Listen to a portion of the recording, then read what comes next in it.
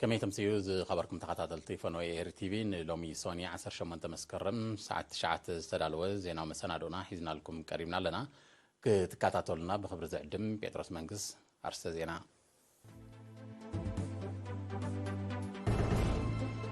لوخ ايرترا كيبا ابز انقرتو وعلى مرحتها هاجرات منقستاتن بجلة 77 تساتيفو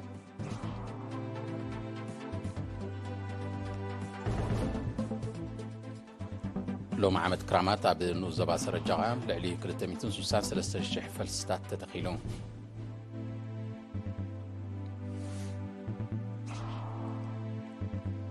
عبد دحنة ترافيك ترقيا زتو كورة سلطنا عبد سمران وننتي موتر بشكلتات واهيبون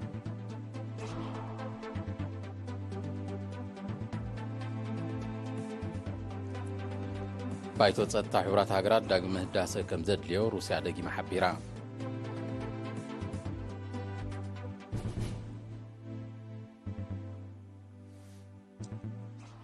إيران أمريكان أسرات كلها وتاز بصحو سممع لومي 18 مسكرم تكبارا وخينو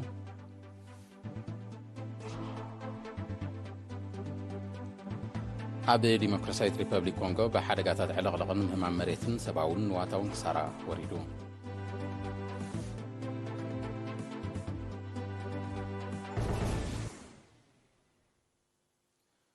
بقامي أمباسادر إيرترا أبي ودو بحورات هاجرات أمباسادر صوفيا تصفى مريم زتمرحلو إيرترا كيبا أبزا انقرتو على مرحتي هاجرات منقستاتن قجلة 7 شوعاتن تساتيفون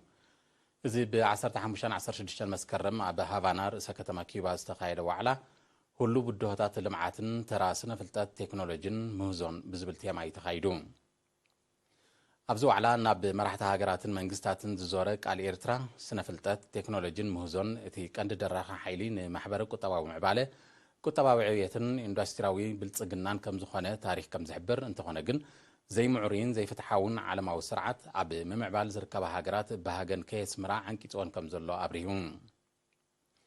إيرترا زلاقة معبالن كتباو عويتن مرقات أقداسنا سنفلتات تكنولوجين مهزون أقداس مخانو صنع عمنت كم زلوا مهزو وفري ناي كلهم مشارختي كم زحتت سنفلتات دما بوليسيتات من دافن كونعو سانتات نموسادن أزي أقداسنا خونه ممسوز تغسات مجلسي ني إيرترا عند مفتح مهزو تمرت مخانو منكست دما أبز مدايزي بعتبي نتف كم زلوا أبنتاتا سنيو عن تصيرون حبراوي كتباو ربحها هاجرات دوباوي نفكا كبين مسوقام أب شحنت شعات 234 استمسرته وجلة 7 شوعاتن أبزوان زي 234 هاجرات زترنف كوينو 800 تويت كاب ملا حزب عالم يترنف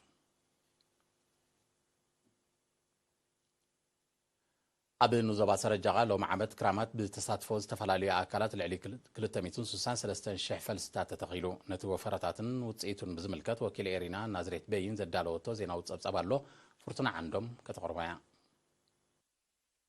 أبنوس زبا سرجعا أبز عمت زي لعلش كلتميتون سوسان سلستان شحفل ستات بنبرتي هاجراوان تكالات تساتفتو فرطا مهارون لمعاتن حيلتات مكل خالن كمتتخلم كابيت صحفت حرشاتن وزبا سترغب حبريتا أفليتوم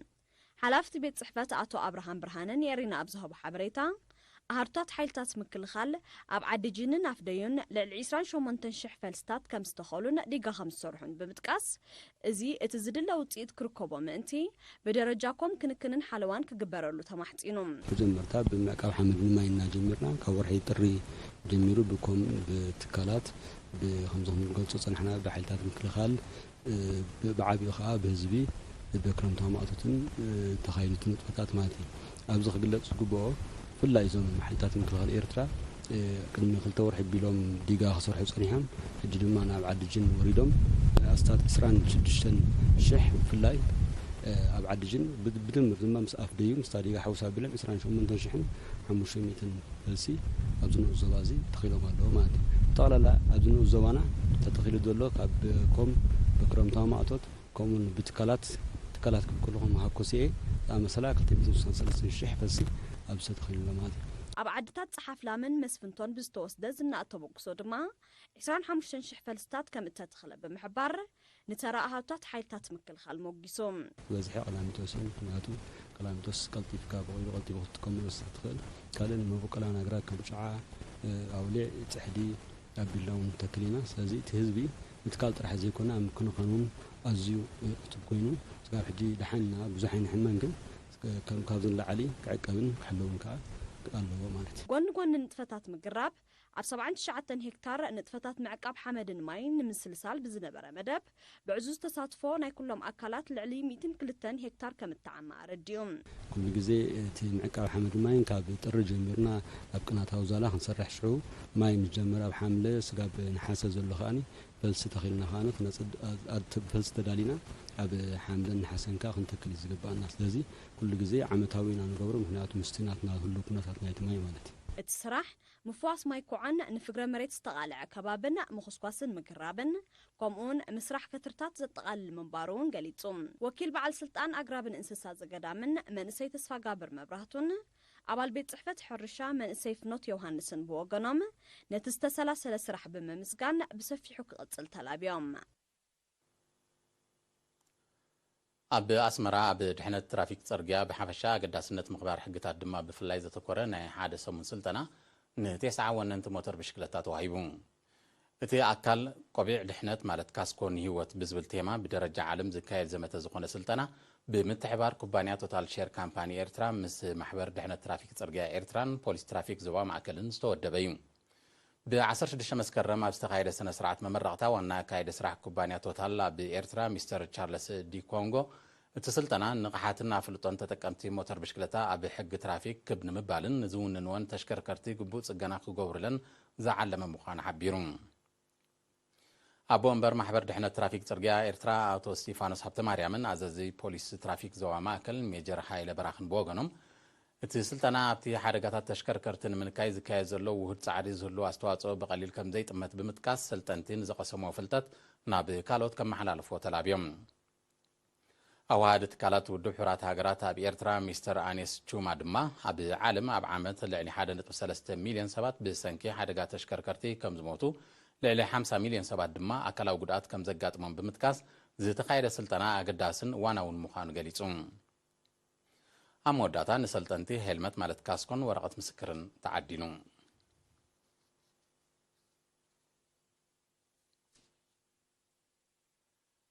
ጨንፈር ሚኒስትሪ ዕዮን ማሕበራዊ ድሕነትን ዘዋደው ኣብ ኣዋጅ ሕጊ ዕዮ ዘተኮረ ሰሚናር ብ15 መስከረም ንወነንትን ሰራሕተኛታትን ትካላት ወሃብቲ ኣገልግሎት ኣብ ንኡስ ዞባ መንደፈር ሂቡ ኣብቲ ጨንፈር ሓላፊ ኣሃዱ ዕዮ ኣቶ ረዘነ ወልደ ኣምላኽ ተሳተፍቲ ኣብ ኣዋጅ ሕጊ ዕዮ ዝጸንሖም ኣፍልጦ ክብ ንምባል ዘጋጥሙ ክርክራት ንምንካይ ከምኡን ጥዕናን ድሕነትን ሰራሕተኛታት ንኽወሓስ ብዕቱብ ይስራሕ ከም ዘሎ ሓቢሩ ኣቶ ረዘነ ንታሪኽን ኣመዓባብላን ሕጊ ዕዮ ኣብ ኤርትራን ህሉ ኩነታት ኣስራሕትን ሰራሕተኛታትን ዝምልከት መብርሂ ድሕሪ ምሃብ ኣስራሕትን ሰራሕተኛታትን ሕጊ ዝህቦም ግቡኣትን መሰላትን ክፈልጡን ንድሕነት ቀዳምነት ዝሃበ ኣሰራርሓ ክኽተሉን ምዒዱ ተቐጻጻሪ ሕጊ ዕዮ ኣቶ ደሳለ ሓጎስ በጎኑ ኣብ ስራሕ ዘለዉ ጉድለታት ብሓፈሻ ኣብ ቀረብ ናይ ድሕነት መሳርሒታት ዝረአ ሸለልትነትን ዝስዕብ ሓደጋታትን ድማ ብፍላይ ዝምልከት መግለጺ ኣቕሪቡን ካብ ተሳተፍቲ ንዝቐረበ ሕቶታት መሊሱን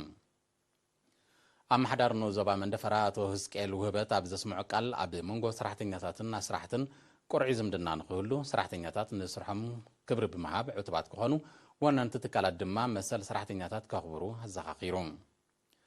ኣብ ዘዋደው ብሓፈሻ 1313 ትካላት ወሃብቲ ኣገልግሎት ክህልዋ እንከለዋ ኣብ ንኡስ ዞባ መንደፈራ ድማ 140 ትካላት ኣለዋ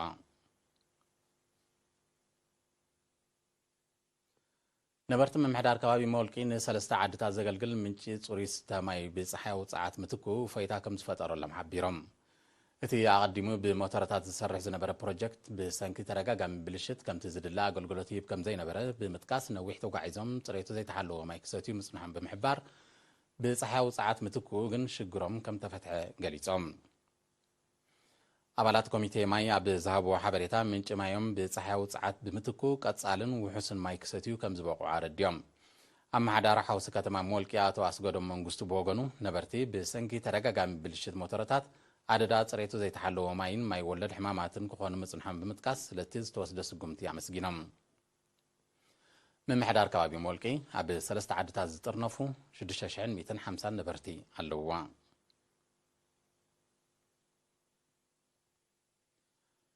ኣብ ንኡስ ዞባ ዓዲ ቀይሕ ኣብ ትካላት ንግድን ወሃብቲ ኣገልግሎትን ብዝተገብረ ናይ ምቁፅጻር ንጥፈታት ዝተታሕዘ ናይ ተጠቃምነት ዕለቱ ዝወደቐ ሃለኽቲ ብ15 መስከረም ተቓጺሉ እቲ ኣብ 7 ትካላት ዝተረኽበ ሃለኽቲ ማስቲካ ሳልሳ ለቢቶ ፀረ ጻህያይ ቲንታን ካልእን ከም ዘጠቓልል ዝሓበረት ሓላፊት ሕግን ስርዓትን ናይቲ ንኡዞባ ወይዘሮ ገብርኤላ ይትባርኽ እተን ትካላት ብገንዘብ ከም ተቐፅዓ ገሊጻ ብዘይካዚ ካብ ዝተፈቐደለን ንጥፈታት ወፃኢ ከካይዳ ዝተረኽባን ሚዛን ባኒ ዘጉደላን ትካላት እውን ስጉምቲ ከም ተወስደለን ኣፍሊጣ ወይዘሮ ገብርኤላ መወዳእታ ኣብ ዓመት 2 ግዜ ዝካየድ ቁፅፅር ትካላት ነጋዶ ካብ ጉድለቶም ክእረሙን ካብ ዘይሕጋዊ ንጥፈታት ክሕየቡን ሓጋዚ ኮይኑ ከም ዘሎ ዓቢራ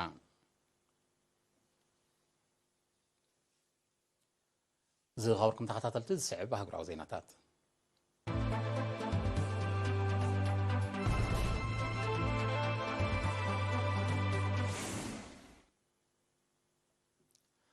ባይቶ ጸጥታ ውድብ ሕብራት ሃገራት መሰረታዊ ዳግም ህዳሰ ከም ዘድልዮ ሩስያ ሎሚ 18 መስከረም ደጊማ ሓቢራ እቲ ውድብ ምዕሩይ ተሳታፍነት ንምርጋጽ ተወሰኽቲ ሓደስቲ ኣባላት ክጽምብሪ መንግስቲ ሩስያ ጸዊዑ ዘሎ ባይቶ ጸጥታ ንኣሜሪካ ብዘርብሕ ስርዓት ቅላስ ምጽንሑ ዝወቐሰ መንግስቲ ሩስያ ፕሬዚደንት ጆ ባይደን ዳግም ህዳሰ እቲ ውዳበ ንዝጠልብ ጻዊዒታት ኣቓልቦ ክህቦ ኣተሓሳሲቡ ሩስያ ጥራይ ዘይኮነት ህዝባዊት ሪፓብሊክ ቻይና ትርከበን ካልኦት ሃገራት እውን ተመሳሳሊ ጻዊዒት ከቕርባ ጸኒሐን ኣለዋ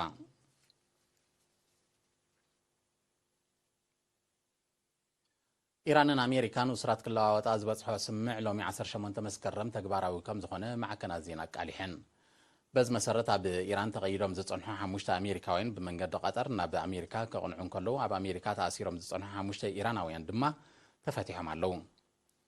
ኣሜሪካ ደስኪላቶ ዝጸንሐት ገንዘብ ኢራን ክትለቆን 5 ዜጋታት ኢራን ክትፈትሕን ኣምሳይኡ ድማ ኣብ ኢራን ተኣሲሮም ዝጸንሑ 5 ዜጋታታ ናጻ ክልቀቑን እዩ ብመንጎኝነት ቀጠር ኣብ ስምምዕ ተበፂሑ ጸኒሑ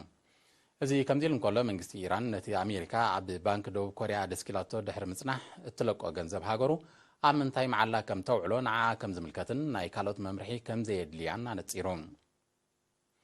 እቲ መንግስቲ ነዝገለጸ ኣሜሪካ እቲ 16 ቢልዮን ዶላር ንሰብኣውን ቁጠባውን እምበር ንኻልእ ጽላታት ከይውዕል ጸቕጢ ክትገብር ትፍትን ከም ዘላ ብምውቃስ እዩ ኢራን ወናኒት ናይቲ ገንዘብ ክሳብ ዝኾነት ንምንታይ ከም ትጥቀመሉ ናይ ኣሜሪካ መምርሒ ይኹን ምምእዛን ከም ዘየድልያ ኣፍሊጣ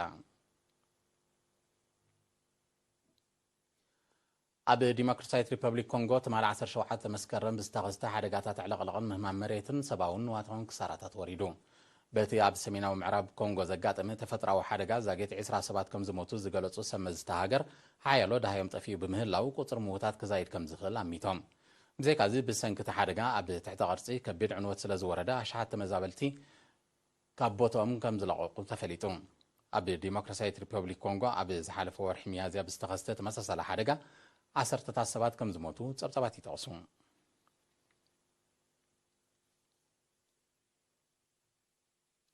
ኣብ ሕብራት መንግስታት ኣሜሪካ ኣብ ዝሓለፈ 8 ዋርሕ ጥራይ ልዕሊ 500 መጥቃዕትታት ፎኪስ ብረት ከም ተፈጸመ ጸብጸባት ሓቢሮም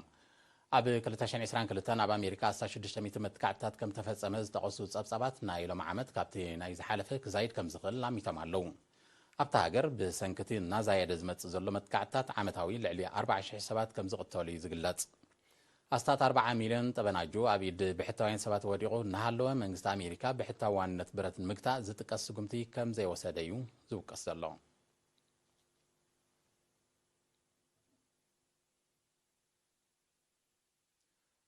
መንግስታት ህዝባዊት ሪፐብሊክ ቻይናን ኣሜሪካን ኣብ መንጎኦም ዘሎ ፍልልያት ንምጽባብን ብልዙብ ዲፕሎማስያዊ መዳይ ንምፍታሕን ናይ ርክባትን ዘተን መድረኻት ንምዕዛዝ ተራዳድዮም እዚ ምርዳእ እዚ ሚኒስተር ጉዳያት ወፃኢ ቻይና ዋንግ ዩን ኣማኻሪ ሃገራዊ ድሕነት ኣሜሪካ ጄክ ሉዚቭን ብ16-17 መስከረም ኣብ ማልታ ኣብ ዘካይዶ ዝርርብ ተበፂሑ ሚኒስተር ዋንግ ወሲኹ ኣሜሪካ ምዕባለ ቻይና ንምድራት ትሰርሕ ከም ዘላ እኳ እንተወቐሰ ሕጋውን ብውሽጣዊ ሓይሊ ዝተደፈን ምዕባለን መጻን ቻይና ብዝኾነ ኣካል ክዕገት ከም ዘይክእል ኣነጺሩ ደሴት ታይዋን ላዕለዋ ኣካል ሃገሩ ምዃናውን ዘየማትእ ምዃኑ ዝጠቐሰ ሚኒስተር ዋንግ ኣሜሪካ ቀዲማ ንዝኣተወቶ ስምምዕ ከተኽብር ጸዊዑ እዚ ርክብ እዚ መራሕቲ ህዝባዊ ሪፐብሊክ ቻይናን ኣሜሪካን ኣብ መወዳእታ ናይዚ ዓመት እዚ ከካይድዎ ወጢኖም ንዘለዉ ርክብ ባይታ ንምንጻፍ ዝዓለመ ምዃኑ ተገሊጹ መንግስቲ ኣሜሪካ ኣብ 2021 ንሃገራዊ ድሕነት ኣመልኪቱ ኣብ ዘውፅኦ ጸብጻብ ንቻይና ከም ዝዓበየት ስጋት ብምስፋር ቁጠባውን ወተሃደራዊ ምዕባላ ንምግታእ ከም ቀዳማይ ስትራቴጂ ከም ዝሰርዖ ዝዝከር እዩ ስለዝኾነ ምምሕዳር ዋሽንግተን ምስ ቻይና ንዘሎ ፍልልያት ንምጽባብ ዘካይዶ ዘሎ ጻዕሪ ካብ ዲፕሎማስያዊ ሃልኪ ዝሓልፍ ትርጉም ከም ዘይብሉ እዮም ተንተንቲ ህሉ ኩነታት ዝሕብሩ መንግስቲ ኢራን ላዕለዋይ ተጸዋዒ ኣህጉራዊ ወኪል ተቆጻጻሪ ኑክሌሳዊ ጸዓት ውድብ ሕብራት ሃገራት ካብ ሃገሩ ክወፅእ ኣዚዙ ኣፈኛ ሚኒስትር ጉዳያት ወፃኢ ኢራን ኣብ ዝሃቦ መግለጺ ትስጉምቲ መልሰ ግብሪ ናይቲ ትካል ኢራን መጠን ምዕባል ዩራኒየም ናብ ዝለዓለ ደረጃ ከተዕብዮ ጸኒሓ ክብል ድሕሪ ምኽሳስ እዩ እቲ ኣፈኛ ብመግለጺኡ ሃገራት ምዕራብ ንኣካየድቲ ናይቲ ትካል ንመተግበሪ ኣጀንዳታትን ክጥቀማሎም ከም ዝጸንሐ እዩ ወቒሱ ኣህጉራዊ ትካል ተቆጻጻሪ ኑክሌሳዊ ጸዓት ንትግባረ ናይቲ ኣብ 2015 ተበጽሐ ስምዕ ንድሕሪት ክጎታ ምስ ዝጸንሐ ሃገራት ምዕራብ ከም ዝወገነ እውን ኣነጺሩ ብኢ3 ዝጽዋዓ ሃገራት ማለት ብሪጣንያ ፈረንሳን ጀርመንን ኣብ ዝፈንኦ ዝጸንሐ እገዳታት ኣብ ልዕሊ ኢራን ዳግማይ ንምጽንዑ ንዝሕለፈ ውሳነ ኢራን ተሪር መልሰ ግብሪ ከም ትህበሉ ምሕባራት ዝዝከር እዩ በዚ ድማ ጉዳይ ኑክሌሳዊ መደባት ኢራን ብሰንኩ ምስ ሃገራት ምዕራብ ተፈጢሩ ዘሎ ምትፍናንን ናብ ሓድሽ ምዕራፍ ከም ዝዓረገ እዩ ዝጋዋሕ ዘሎ ዩክሬን ሞስኮ ትርከበን ከተማታት ሩስያ ዕላማ ብምግባር ንዘካየደቶ መጥቃዕቲ ሰብ ኣልቦ ነፈርቲ ከም ዘበርዓነ ሚኒስትሪ ምክልኻል ሩስያ ሎሚ 18 መስከረም ኣብ ዘውፅኦ መግለፂ ፍሊጡ ኣብ ዝሓለፈ 24 ሰዓታት ዝተካየደ መጥቃዕትታት ሰብ ኣልቦ ነፈርቲ ዩክሬን ብቐንዱ ንዞባ ክሬምያ ዕላማ ዝገበረ ምንባር እዩ እቲ ሚኒስትሪ ሓቢሩ እዚ መጥቃዕትታት እዚ ብ16 መስከረም ዝተካየደ መጥቃዕትታት ሰለስተ ኣህጉራዊ ማዕርፎ ነፈርቲ ሩስያ ንሰዓታት ስርሑ ድሕሪ ምቁራጽ እዩ ዝስዕብ ዘሎ ሩስያ ከም መልሰ ግብሪ ኣብ ልዕሊ ስትራቴጂካዊ ትሕተ ቅርፂ ዩክሬን ናይ ሚሳይልን ነፈርቲ ኩናትን መጥቃዕቲ ከም ተካይድ ይፍለጥ ፕሬዚደንት ደቡብ ኮርያ ዩን ሱክ ዩል ሰሜን ኮርያን እትወስዶ ዝኾነ ዓይነት ተበጻባእ ስጉምቲ ሃገሩ ምስ ኣሜሪካ ብምትሕባር ዓጸፋ መልሰ ግብሪ ከም ትህበሉ ኣጠንቂቑ ፕሬዚደንት ዩን ትማሊ 17 መስከረም ኣብ ሃገሩ ተዋፊሩ ንዘሎ ሰራዊት ኣሜሪካን ካልኦት ሃገራትን ኣብ ዝበጽሓሉ እዩ ነዚ መጠንቀቕታ እዚ ሂቡ ዘሎ መንግስቲ ሰሜን ኮርያ ኑክሌሳዊ ኣጽዋር ክጥቀም ዝህቅን እቲ መንግስቲ ከብቅዕ ክብል እውን ተዛሪቡ ፕሬዚደንት ደቡብ ኮርያ ነዚ ተሪር መግለፂ ዝህብ ዘሎ ሰሜን ኮርያ ፈተነ ኑክሌሳዊ ኣጽዋር ከተካይድ ምድለዋታ ከም ዘጻፈፈት ኣብ ዝቃላሓሉ ዘሎ እዩ መንግስቲ ሰሜን ኮርያ እቲ ኣብ ወሰናስን ሃገሩ ዝካየድ ዘሎ ተኸታታልን ተኽታኹን ሓበራዊ ወተሃደራዊ ልምምድ ኣሜሪካን ደቡብ ኮርያን ክሳብ ዘየብቅዐ ሃገሩ ናይ ኑክሌሳዊ ኣጽዋር ዓቕምታት ከም ተባዕብል ክገልጽ ጸኒሑ እዩ ኣብ ሩስያ ካብ 12 ክሳብ 17 መስከረም ዑደት ዝፈጸመ ፕሬዚደንት ሰሜን ኮርያ ኪም ጆንግ ኡን ምስ ፕሬዚደንት ሩስያ ቭላድሚር ፑቲን ኣብ ዘካየዶ ርክብ ክልቲአን ሃገራት ወተሃደራውን ጸጥታውን ዝምድና ንምድልዳል ከም ተሰማምዓ ዝዝከር እዩ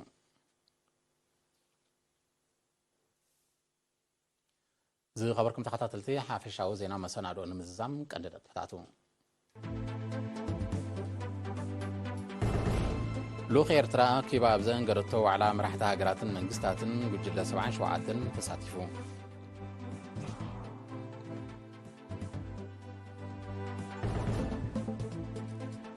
ሎሚ ዓመት ክራማት ኣብ ንዞባ ሰረጃኻ ልዕሊ 263,000 ፈልስታት ተተኺሉ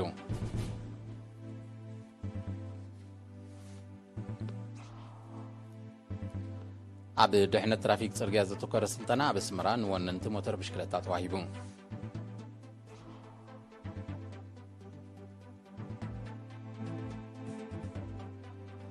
ባይቶ ጸጥታ ሕብራት ሃገራት ዳግም ህዳሴ ከም ዘድልዮ ሩስያ ደጊማ ሓቢራ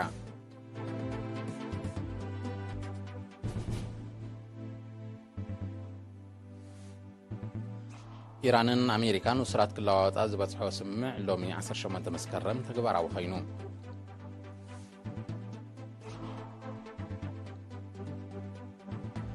ኣብ ዲሞክራሲያዊት ሪፐብሊክ ኮንጎ ብሓደጋታት ዕለቕለቕን ምህማም መሬትን ሰብኣውን ዋታውን ክሳራ ወሪዱ